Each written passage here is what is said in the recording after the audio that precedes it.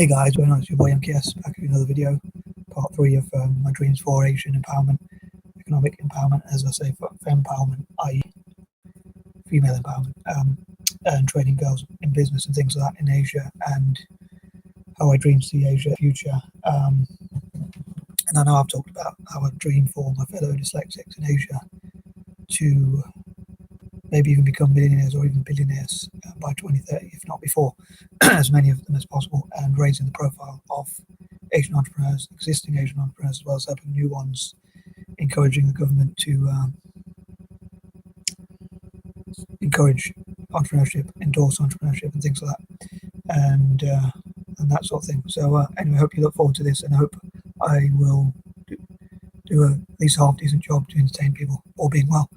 I'd love to hear your views and opinions. Getting on with the list, number 21, I dream to, as I've just talked about, recapping some of the ideas about entrepreneurship and perhaps learning from history and mentors teaching things, the mistakes they've made, and how to keep going when you make mistakes or you fail, how to encourage each other, and also perhaps some mistakes to avoid. And also for people from Asia to share videos with each other from YouTube about how about motivational videos and things like that. And I hope to share many of those on Facebook. And I know some of my dreams are a bit ambitious, to say the least, and a bit crazy, but or mad, or whatever you call it, whatever the difference is.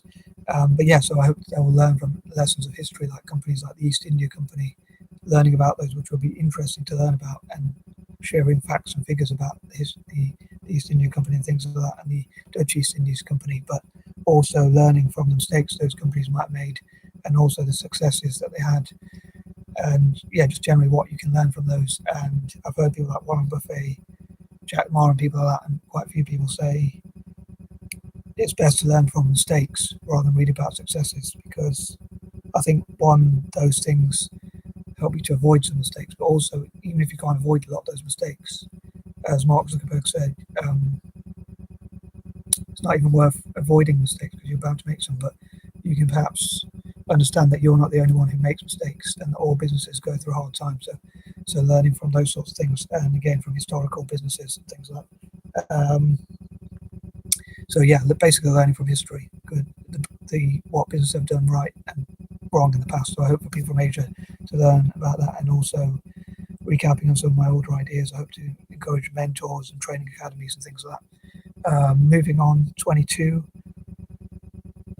Again, I hope for Asian governments and NGOs and charities to look at how to promote and endorse and encourage entrepreneurship across different groups across Asia, and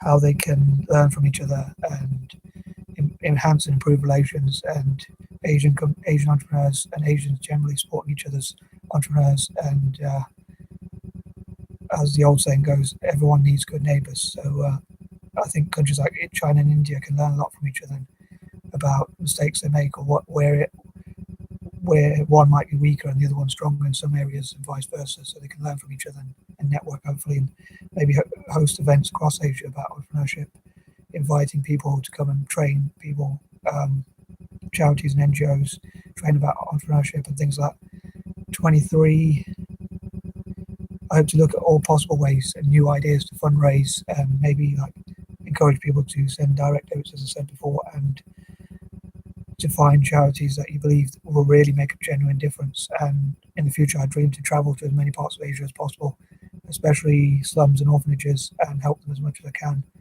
And as I say, schools for special needs, people with special needs, and especially because I have dyslexia myself, and also to encourage other people to do the same. And organisations like Made by Dyslexia, and the Dyslexic Advantage, Yale Centre for Dyslexia and Creativity, and organisations like that, I hope to encourage them to go to parts of Asia as well, and people from Asia to write to them.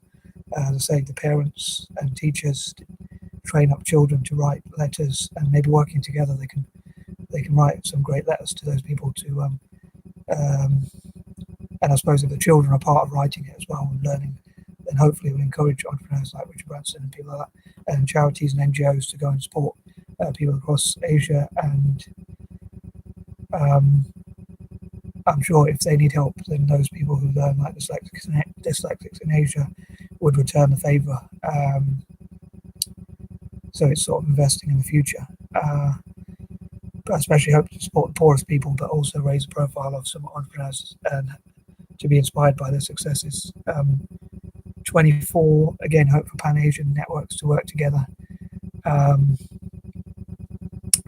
again, as many, maybe each year, maybe like from this year or next year, maybe even from June this year or August or something like that. But I suppose with coronavirus, it might not be feasible, but maybe next year in like April or May or June or even all three of those months, like different countries across Asia like Malaysia and India, Indonesia, Singapore, China, Japan, the Philippines and countries like that can agree to each year like a different, or each month for those 3 months or so, each country can host events or a whole region can host events, and then it could be different in different years to cover as much of Asia as possible. I hope to also find out about entrepreneurs from other parts of Asia as well that might not be well known, and to find out about Asian independence days and how they can be supported, especially on their independence days, and maybe host events and things like that, and what they could sell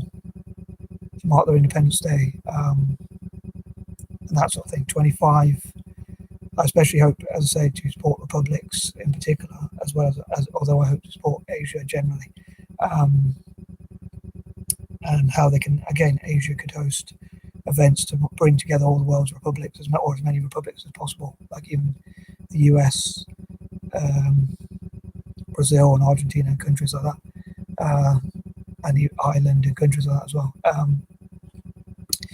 26, I hope to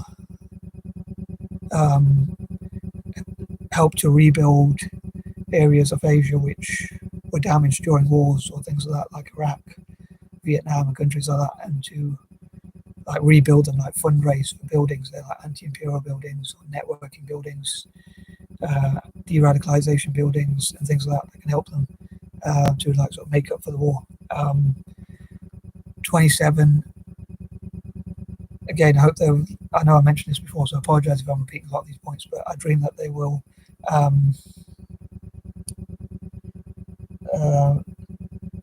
list the top supporters of and the top sponsors and NGOs and businesses, banks and so forth that have invested in Asian entrepreneurs, and also I dream they'll have like an awards ceremonies for maybe even could be called the M.K.S. award ceremonies or whatever, to celebrate those who have supported Pan-Asianism or supported Asian empowerment and Asian enterprises and things like that. Those who have donated the most or spent the most time or mentored or set up their own academies from around the world, from both inside Asia itself and also around the world. And there could be different categories, like those in Asia itself, those from the diaspora, and those just generally who have supported them, which would encourage hopefully more banks around the world and other groups to invest in Asian entrepreneurs and look how they can support the economy. 28, again, I hope for there to be lots of rewards and awards for like an acknowledgement of those who have contributed towards Asian entrepreneurship and Asians to buy from other Asian nations as much as possible, and support each other as much as they can. Like if Asian nations are going to import things, if they have to import things rather than import them from outside of Asia, they would import them from Asia, just like America or Britain or other countries talk about. Well, I know Asia's a nation, but they talk about buying British or whatever, but Asians can talk about buying Asian. And I dream also, as I say, for people from the diaspora to support Asia and that kind of thing. 29, I dream for people from the diaspora, as I keep mentioning, like myself, including part Asians like myself, as I say, anyone with any Asian blood or ancestry or origin, especially like YouTubers or creatives or writers or people like that, to go to parts of Asia. Like they could have YouTube conventions for people from the diaspora to be invited to Asia, which would increase tourism, and maybe even those could train up people in Asia to become YouTubers. So there could be more Asian YouTubers who support each other's channels, and if and when possible, subscribe to and generally like and generally support and view and watch each other's channels and things like that. And point number 30, I dream to hear from your comments, so please don't hold back your feedback. And hope this video wasn't too bad. I know I'll probably repeat at some points, but I hope I came up with at least a few different points, or at least explain them in a different way. And I'd love to know what you think and how we can improve as ever. So please don't hold back your feedback, and I really hope you'll like the video and share it. Peace and love.